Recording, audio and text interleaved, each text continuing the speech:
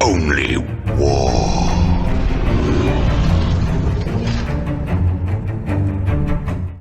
What is up, gents? 40k Dirtbags here. We got a battle report for you today. We are doing the Warpbane Task Force Grey Knights. Super excited about this list versus the Space Marines, Black Templar, whatever the fuck they're called.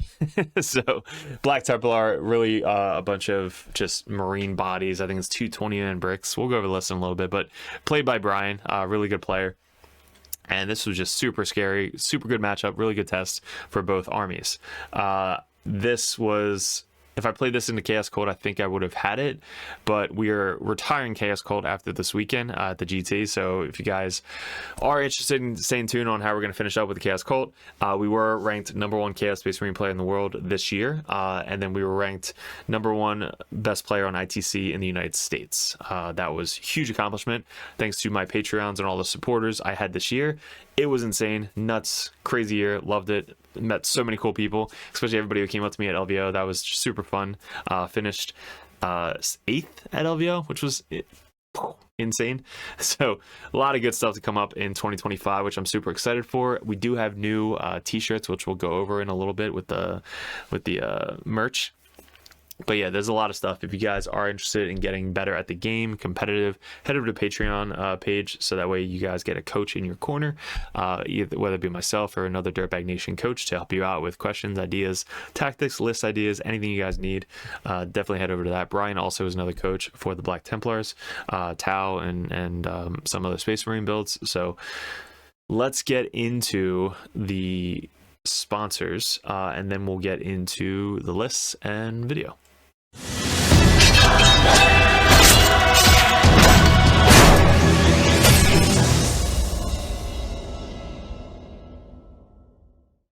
Alright guys, if you want to support the channel, head over to the merch store. The link is in the description below. We have our new sports themed Grey Knights, Chaos, and Space Marine logos on a bunch of different shirts. We just updated the shirt as well. These are probably the most popular. So if you guys want to rep these at the local GT, you can do that. Also sport the Dirtbag swag. So really appreciate it. Click on the link below. If you guys are interested in other merch, we do offer some 3D prints. We have Kodia's, the Assassin, should be in every single list. The Space Marine Lieutenant, Space Marine Librarian, the Tech Marine for Grey Knights, and the Cypher should be in every single list. We have poker chips, which are great for sticky objectives. All of the stickers are manageable. These will be on t-shirts soon. We have widgets still, and we have about orange and orange. So we have orange Dirtbag dice. If you guys are interested in getting some dice thrown on the table, hit me up in Discord and we'll get back to the video. All right, so for the list, we're trying out kind of different type build. I want to do like an all-comers build for the Warpbane Task Force. This is my second or third time running it. The other times were mainly Dread Knights, kind of just running around shooting everything from afar. But this one is kind of a mixture of Crow, because I really like Crow, a lot of people do, with the Purifiers and some Dread Knights mixed in between to see kind of which way you want to run it and which is going to be the best way to kind of see it in competitive play. So this is an all-comers kind of Warping list. In it, we have 3 regular Dread Knights, all with side cannons, side cannons, flamers, and hammers. Then we have Crow leading off. We have a Tech Marine with the enhancement to kill everything. We have the Assassin, which I think should be in every single list. This is the 3D printed Assassin, so if you guys want the Assassin or the Tech Marine, hit me up, so that way we can get you some good Grey Knight models. Then we have 1 purgation squad, 2 purgation squads, which you can tell I never run purgation squads. That's why they're not painted. But 4 side cannons, 4 side cannons. Then we have a unit of 10 purifiers with flamers. I think the anti-infantry 2+, ignoring cover, and then the flamers AP1 ignoring cover is just too good to combo with the purifiers. They're led by Crow. Unit of strikes with side cannon. Then we have a unit of interceptors with a side cannon, and then another unit of regular purifiers. So these guys without the arms are 2 side cannons as well. So just a ton of side cannons. We are testing out the sister immolator with Melta heavy bolter, and crack missile. Then we have 2 units of sisters, all flamers in the 1 unit, so 3 flamers, heavy flamer, hand flamer, and a regular flamer. So these guys make sticky, and you can combat squad them. So 5 go into the transport, and then 5 stick on your home field objective to make it sticky, as well as with the strike. So you have 2 options of sticky. This is kind of like an all-around bunch of secondary units, can hit really hard, and you have the 3 Dread Knights to help blow up some vehicles as well. So I really like this type of list there. I would definitely run it again. You'll see kind of why. I'll explain what I would have done differently. And then let's get into the Space Marine Black Templar build. So we have the 3 Dreadnoughts with the last cannon missile launcher. We have this transport vehicle. We have a big 20-man brick. Now Brian does a lot of customization with his armies, so he's got, let me see if I can just name it, if you guys can help me out as well.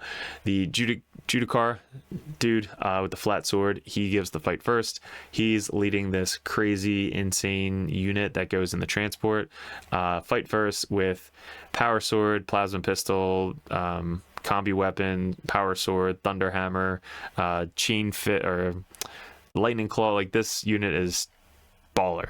3 wounds each. You guys probably know who it is. Then we have a unit of the Stern Guard, which are new. Basically everything that they shoot at gets like a ton of shots. AP1. They also have sticky. Like, this unit is just should be so many points than it is right now. Then we have a unit of scouts, no infiltrator within 12 inches, and then same thing right here, no infiltrators, not scouts. So 12-inch deep strike denial. We have the character Helbrecht right here with the big ass base. We have the apothecary with his little minions right behind him over there, and then there's a captain that has, I think, everything is 1 damage. That's the enhancement from this guy. And then there's another character, I believe, this guy right here. I don't know what enhancement he has. And then 20 min flops. Nuts. So that's his list. Didn't bring the assassin. So we are playing Take and Hold. This is our Monday night gaming. I wasn't able to stream this one, so I apologize. We'll get a Grey Knight video streamed soon. If you guys are Patrons, all these videos come up ahead of time on patreon.com. But we got a new tablet as well. So you guys can see behind my head, there is actually a tablet, which we saw somebody at LVO use it. It was like just a small tablet. This is a Android tablet. Can we start using that instead of writing everything down now? So we get to have these little score sheets every single game. So again, we're playing Take and Hold. This is the 9 inches from the center deployment. No, stepping stone. So we have stepping stone. So 20 inches up, 12 inches up, 22, 8, 22, 8 center, and then 10, 14 over there. So for us, we basically put our scouts on the edge here because they have the scout 6. They can scout right into this little triangle, which is terrain layout 1. It's just super easy. They can actually move up, and then if they have to do an action, they can turn 1 or make something sticky. I don't think this is 6 inches. So I don't know if they can make it sticky turn 1, but at least they can kind of run this way and make that one sticky turn 2. Then we have our unit of 10-man purifiers. They're going to try and run the same thing and get in that little triangle to set up for turn 1 if we go first. If we go second, we just pick them up and bring them back down. The transport's doing the same thing. Now he does have dreads, so I'm trying to keep the transport is the last thing to go down, so that way you know exactly where you don't want to get shot turn 1. There's a lot of cover in this terrain layout, so this one over here moving 8 can only get to here, which he can't see my vehicle that way, and then these 2 are back here going 8 inches up. There's no way he can see them, so you want to put them back enough so that way you can basically just move up or advance up into this little triangle and not get shot at, and then you don't want to get shot at turn 1. So no matter what, you don't want this vehicle shot at turn 1. Then we have the sisters back here making the back sticky, 2 dreads here. The other dread is in deep strike, so we're testing out 1 in deep strike, 2 on the table because they can advance and shoot, so they go pretty far, and it keeps them somewhat trust what the fuck is the word, it keeps them back to make sure they doesn't get shot within 24 inches of the dreads. We have Purgation Squad that doesn't need line of sight there. Purgation Squad, I believe, over here. And then our interceptors are down here, so that way they can hop out, get line of sight of something, and then potentially hop back. So they can hop out, see something, so these guys don't have line of sight, and then hop back. That's what the interceptors are for. The assassin, I believe I started somewhere up here in case I get turn 1 secondaries. Yeah, so the assassin I basically just started 7 inches back here, so then turn 1 I can move up 7 inches if I get cleanse. I can do cleanse on the objective and try not to be shot at. We did happen to go first with Grey Knights, so going first with Grey Knights we kind of have to just stage well, try and get as many points as we possibly can. We get this is raised banners as well, but we get recover assets and call the horde, which I can do against this army because he's got the big old brick of dudes back here. Dread the transport against the wall here with the character and all the crazy dudes inside. Sticky, he's got a unit off the table with the apothecary or chaplain dude off the table, and then he's got infiltrators that were here, so they started there. The other infiltrators are back here, and I believe that's all he had off the table. So for our turn 1, we scouted up our strikes. I kind of used these guys as a launching point where I can go out, kill them, and then pile back behind the wall. I actually made a video about this. Pile back behind the wall onto the objective, because when you charge off the objective, you're basically going on the other side of the wall to kill your target, and you want to stay at least within 3 inches to get on the other side of the objective, because when you end your move, you have to end closer to the objective than you started, but you have to basically be able to land on it. So we put, I think, 1 guy over here, 2 guys up here, and then 1 guy over there, so that way when I piled backwards after killing them, I have to pile back towards the objective, which I ended closer to the center objective by going backwards this way. So charge forward, kill it, pile back behind the wall, try and stay safe. Now they have a 2-up save with cover, so the AP3 and AP2 missiles and stuff could kill the unit. It's just I get a 3-up or a 4-up save, so I'm pretty reliably that I'm probably not going to die to shooting from the 1 dread, maybe 2 dreads. Then we just stage. So we have all of our 10 purifiers here, surrounded by the vehicle with a purgation squad as well. So purgation squad ran up to try and use this as a staging point for 24-inch side cannons. Like I said, the assassins here trying not to get shot. The other purifier units back here waiting. 2 dreads didn't come out this turn because there was nothing to shoot at, so they stayed back, didn't need to come out. You'll see in this game what I do with the dreads, using them as a gun platform compared to run around, try and get into combat as soon as possible. So that was our turn 1, pretty simple. His turn 1, he starts moving up. Now his dreads are pretty safe because I'm only strength 6 on my weapons and my guns are strength 8, but I need a lot of shots to go through it. There are 2-up saves, so my AP1, if he can get cover, they're going to have a 2-up save against my side cannons. But the RT10 and our big side cannons on our Dread Knights are strength 10, so I can win them on 4s, so I'm pretty happy that I can have my Dread Knights kill his dreads if I need to. He basically advances forward with everybody, tries to stay out of line of sight. These guys run up to block out more deep strikes. He has a block out of 9-inch back here. These guys are 12, so huge block out bubble with these guys. These guys are so good against Grey Knights. Huge 12-inch block out right there. These guys back up, making this sticky, so they block out over here. So he basically blocks out the entire board over here, and these guys are just waiting to launch out of their vehicle here. This guy stages up, doesn't get really, he gets shots on these guys. This guy moves up.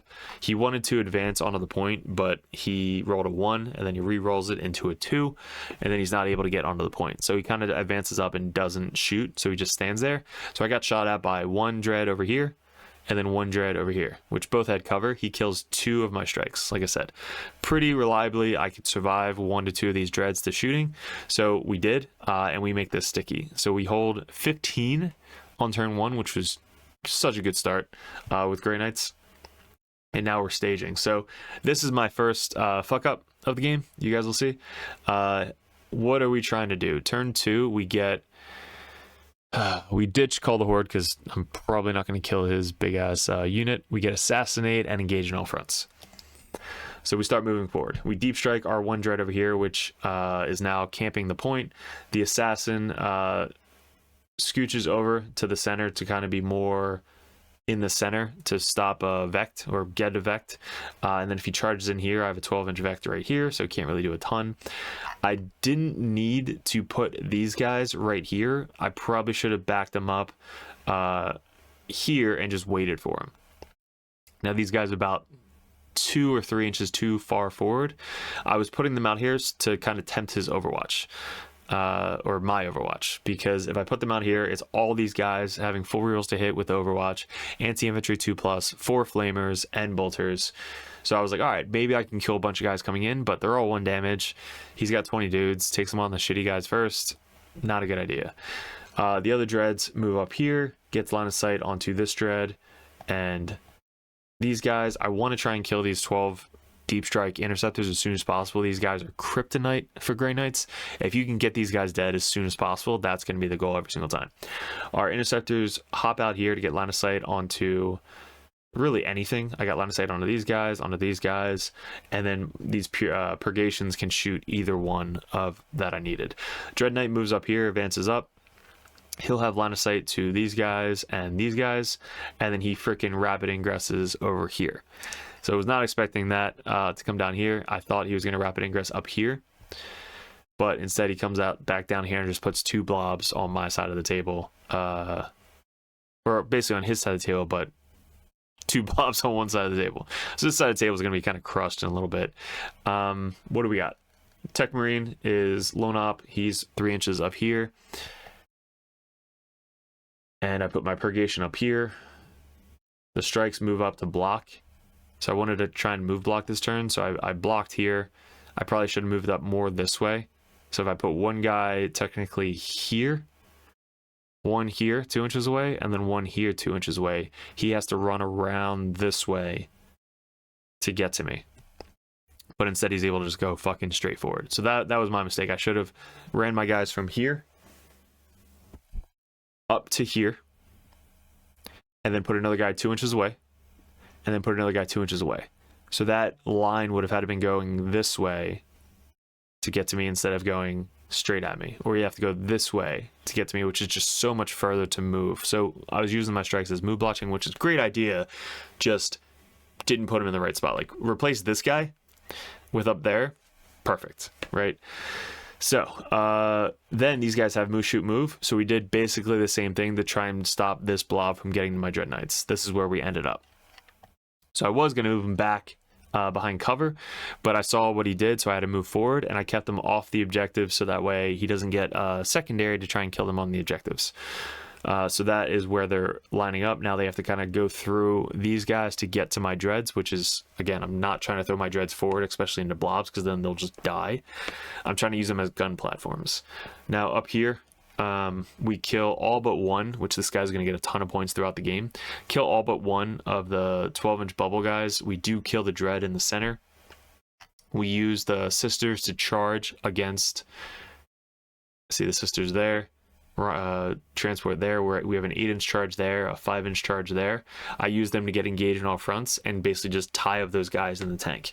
So these little cheap sisters are moving up, charging, surrounding this tank, so that way when they get out, they have to get out and then move around, and he has to fall back and do something. So that is what I'm using these sisters for, and the tank is tying up this tank so that way he can't move to shoot my other dreads. So that is what we're using, everything to protect the dreads and kind of keep him in his deployment zone. So this is where we kind of F up. Ready? These guys scooch up. This is a within 9. So no, it's within 8. He needs a 7, and then I have a 2 CP strat to give +2 to charges, or -2 to charges. So see how he just went literally just straight. If I had this freaking 1 strike squad right there, he wouldn't be able to go there. He'd probably be up by where this guy is, Helbrecht, which if he's there, that's about a 12-inch charge. And then with -2, he would need a 12 on the dice to try and get it. So that is my first mistake. I thought these guys could survive a charge as well, but no, they can't. So that's a huge mistake. Leaves 1 strike there. He charges with the other blob into my interceptor, so I lose 130 point interceptors. I lose the rest of the 3 strike squad, and then I lose all 10 with Crow purifiers. Now he needs a 9 on the dice with a reroll, and he gets a 9 first roll with the -2 to charge. So I was like, all right, if you roll 9, if he doesn't roll 9, great, I can move up, shoot, kill the squad pretty easily. But if he does roll 9, I might be able to survive. No, can't survive at all. So he kills all that, and this is where we end up. So he only killed the 10-man Purifier squad and with Helbricht, 3 Power Fists, and 2 Chainswords. So 2 Chainswords, Helbricht, and 3 Power Fists killed 10 Purifiers and Crow, all with 2-up saves. God, it was brutal. Just nuts. I think he wounded me 15 times with like sustain, critting on 5, sustain with rerolls. Wounding me 15 times, I failed 9. So 9 Power Fists just to the face, and then the rest of the attacks from Helbricht went on Crow and just murdered Crow. So that was my mistake. Should not have been in threat range of this freaking unit. That was dumb. That was just not good pre-measuring on my part. So yeah, now he's stuck in the center. This thing tries to shoot at this dread, takes it down to 7 wounds. Then I heal it another 2, back up to 9 wounds. These guys all die here. And yeah, that was just brutal. That was sad. And this is where we end up. So we move up, we pick up the 1 dread over here, bring him back down, back here. These other 2 dreads advance. I think my goal this turn is just to kill one of these blob squads. So we basically line up as much as we possibly can. We put the Purgation, Dread, Character, and the sisters are trying to steal this home field objective from them, which we actually end up doing. So what our game plan here is to do, this thing has 6 wounds left. I want to try and blow this transport up. The guys would get out. He actually he killed, I think, one of his own guys and then took one down. No, he did 2 wounds to a guy. So when the guys got out, they had 1 wound on them. So my idea here is I have 2 chicks here, which is 2 4 OPSEC, plus this one's 3 OPSEC, so it's 5 OPSEC. He has 2 OPSEC on the point. Then 3, 4, 5, 6, 7, 8 OPSEC. So he's 8 OPSEC. If I can kill enough, I would be able to steal this and get rid of the sticky objective. So what we do, we throw a grenade. And then we actually kill 1.5 of these guys. I think we did 4, so we killed 2 of these guys. So that's 4, 5, 6. We need to basically kill 2 more. So after we were done shooting them, he actually only had 1, 2, 3, 4, 5, 6. 2, 4, 5, 6, and we had 7. So we had 6 on the point. We had 7 because we killed 1 guy with a grenade, wounded another one, and then we flamered them and bolstered them and killed the last guy. So exactly what we wanted to do happened, which was great. So that stopped 5 points on his home field objective. And then up here, we took this whole squad down to the character. And then 1, 2, 3, 4, 5 little guys, 2 Power Fists, and Helbricht. And then after we charged in, he had Helbricht, 2 Power Fist guys, and the character left. He did fight on death. Helbricht was able to fight on death. I think it's just an auto fight on death. And then the Purifier squad that charged in, he wiped out the Purifier squad on the clapback. I only charged in 1 Dread Knight and the 5 Purifiers, and he basically fought on death and killed all the Purifiers. So not looking good. At this point, he's starting to move up and kind of swarm me a little bit. His home field is being taken back by all of his guys up here. His dread moves up onto the point over here to steal this one. He's about to swarm me with all his 2 OPSEC guys over to here. He throws a grenade.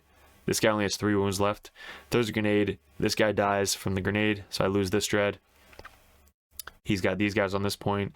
And then all I've left are 2 full dreads, the Tech Marine with the enhancement, Purgation, Sisters, and this dread just died, but we have the character as well. So for his turn, he charges in, throws the grenade first, charges in, gets the charge, lines up everything around the dread, and he puts like 3 or 4 of these guys to pile into my character.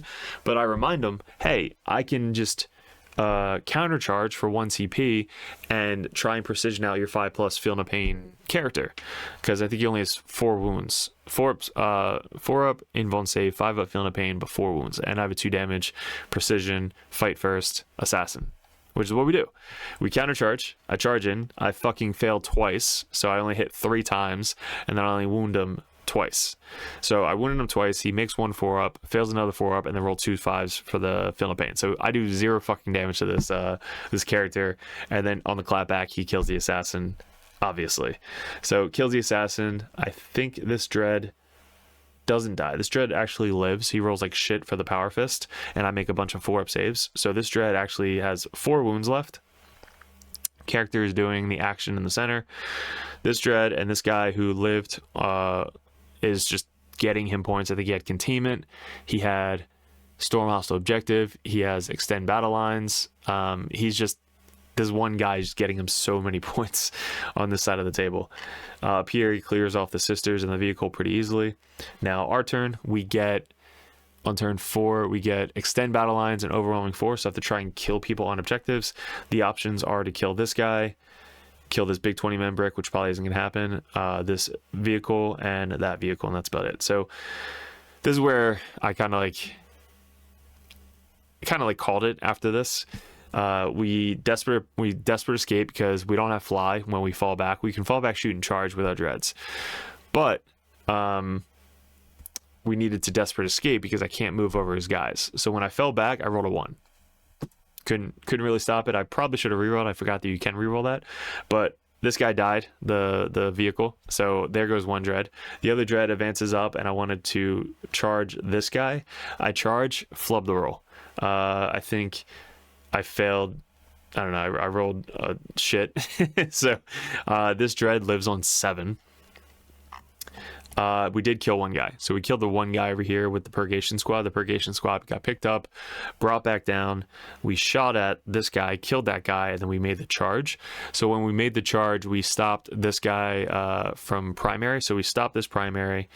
We stopped that primary, but he still had that primary and that primary. So his turn, he gets 10 on turn 4. We kept him to a 5 on turn 2, a 5 on turn 3, and then a 10 on turn 4. And then turn 5, you could just kind of see where the game's going. But he still has his full 10-man brick. He's about to just clean house now. There's only Purgation in combat, Big Dread in combat, and then the Sisters camp in the backfield, and that's it. So his turn, he scooches up the big 20-man to finish off this dread. These guys actually shoot into combat and killed 2 guys, which is what he needs because they're OPSEC 4, which is bullshit. So if I could at least tie him on the objectives, I'm like, all right, I might be able to get some primary. But instead, he shoots and kills 2 of these guys, which, yeah. So now I can't really get anything. Now they're stuck in combat. Can't fall back and do anything. Can't fall back and shoot. Can't really do anything. So they're just dead. The character's moving down. This dread dies. And this is basically wrapping up the game. So these guys fell back. These guys couldn't fall back because he has a strat that stops me from falling back. So these guys are just stuck in combat now. And then my sisters are just chilling there. So on turn 5, I couldn't get anything. This is the final board state. And this is the score. So we finished up 71 to 79 Black Templar. We started off really strong. We had 15, 10, and then 5-5 when we started losing the center with the big 20-man blob. But turn 5, we had 5 because we held our home field objective with the sisters back here. Raised banners, we only had 2. And then we had 26 out of 40 for secondaries, which is really bad for Grey Knights. The original detachment obviously is made to do secondaries, but this one is a little bit more tricky. You have to really focus on building a list for secondaries as well as killing shit, because it has the killing power, but you need to still remember you have to do secondaries. So we had on turn 3 we had a 9er, and then on turn 4 we had an 8, and then on turn 5 we had established locus couldn't do, sabotage couldn't do, and then we got area denial, which we were just too far away to get area denial. So big whopping 0 on turn 5. Then for his turn, you can see the opposite. He had 5, 5, 10, 15. So we tied on primary, but he had 8 more secondary score than me. His turn 5 was 15, 1, and then an 10. So he had 26 points on turn 5, which you could just tell was the game right there. Like we had really strong start, and then we basically lost everything after we kind of messed up, and he made that 9-inch charge. So what did we learn? That our 10-man purifier is our brick that if they die turn 2, we kind of messed up the game. Like, it's really hard to come back from that, losing a 10-man brick to 4 guys on turn 2. If these guys are back further, and I just use them to pick them up, bring them back down, and shoot from afar, I think it's a completely different game. What Brian did well was using his guys up front with the power fists, like using them. He didn't devout push because we didn't give him the option to devout push, so we never shot his bricks so that way he can get the extra devout push forward to get the extra threat range. So we kind of shot everything else we could with our gun platforms, and then once they got close enough, that's when we kind of went ham, because at that point he can't devout push into combat, so he can only devout push towards the close enemy unit, which if he does go closer, it helps me out. So you don't want to give him the devout push to give him that extra threat range or to get on objectives, because he could have devout pushed onto this objective down here. So if you shoot this unit, he basically just devout pushes onto the objective, and then he gets that primary. So I stopped him from getting that primary on that turn because we didn't shoot them, and we didn't shoot these guys because if he does roll a 6, this guy could have basically devout pushed onto the objective, which again we don't want to do. So we didn't shoot this squad, we didn't shoot that squad, we just wanted to tie him up or slow him down, which again, if this guy just had better blockage right there, then we could have not got charged turn 2. These guys still would have been alive. They would have moved up, charge, probably wiped this squad out, and now we're fighting over here with this blob rather than in my deployment zone and all 3 dreads are still alive. So that, I think, was the turning point of this game. So keep your big brick safe in this detachment specifically. They should not be able to be shot at. They should not be able to be charged as easily. Even with the -2, like, that should be almost impossible for them to charge you. I think if I play this again, I'd put them just 5 inches back and ignore the fucking Overwatch. Like, I was being too cheeky testing them out. But we learned. So hopefully this game helped you guys out with some of the movement, tactic, blockage, and also where we put our dreads most of the game. But yeah, let me know in the comments below what you liked, didn't like, how we can improve on the channel. Check out the swag. If you guys want to support the channel, head over. We got some more of these. We're going to be doing some more characters with this background. So maybe we put, we already had the Dread Knight. We might put Custodians up there, Eldar, Magnus, World Eaters, like basically all the big dudes. So yeah, let me know in the comments what shirt you want. I'll see if we can make it for you guys. Guys, appreciate it. Good luck, and we'll see you in another video soon. What is up, gents? 40k Dirtbags here. If you guys are interested in joining the Dirtbag Nation over at patreon.com, you get a bunch of perks. What we did in 2024 was we really expanded. I had traveled a ton and I played my ass off in 40k. Right now we're ranked #1 best player in the United States on ITC rankings. We were the #1 Chaos Space Marine player in the world this year in 2024. 2 years ago, we got ranked #1 Grey Knight player in the world, and this year we're probably going to go into Death Guard, hopefully when the new Codex comes out, or Emperor's Children. But you guys, if you guys want that head coach or that coach always in your corner, just to ask questions, bounce ideas off, that's what the competitive Dirtbag and the Dirtbag Nation is all about. If you guys want to support the channel, you head over to patreon.com. You can join the Just a Car tab, which is $5 a month. You guys get access to the Discord Patreon tab. You have to be a patron to get into that Discord, and also I'm always there. All the other coaches are there. Basically, it's just such a good community over on Discord that you guys get specific access to it that only Patreons can get. If you guys want to bump that up, the competitive Dirtbag tier, you guys get to message me or another Grandmaster or another Dirtbag coach over the Dirtbag Nation to add unlimited questions, list ideas, list reviews, and bounce ideas off of. That's what having a coach in your corner is all about. If you guys want to bump up to the Grandmaster tier, that tier you get every perk under the sun. So basically you get access to Discord, you get one-on-one coaching, you get a call once a month if you guys would like to go over any RTTs coming up, any GTs coming up, any list reviews live over Discord chat, and also a special perk that Grandmasters get. If you guys want any video suggestions like we do all the time with these table setups that we just upgraded thanks to the Patreons, you guys get suggestions or battle reports you want to see specifically played live by a coach or myself on the next battle report, or a live battle report coming up on the Patreon. So you guys get obviously first access to all the videos. We post them first on patreon.com, but there's just a ton of benefits to having a professional coach that plays this game all the time at the very, very high competitive level in your corner at all times. And that's really what the Dirtbag Nation is all about, getting you guys better at 40K, the basics, and being good in your community. So if you guys want to support the channel, I really appreciate it. Couldn't have done it without you guys in 2024, 2025. I am super stoked for, super excited for. We really want to get a bigger studio going.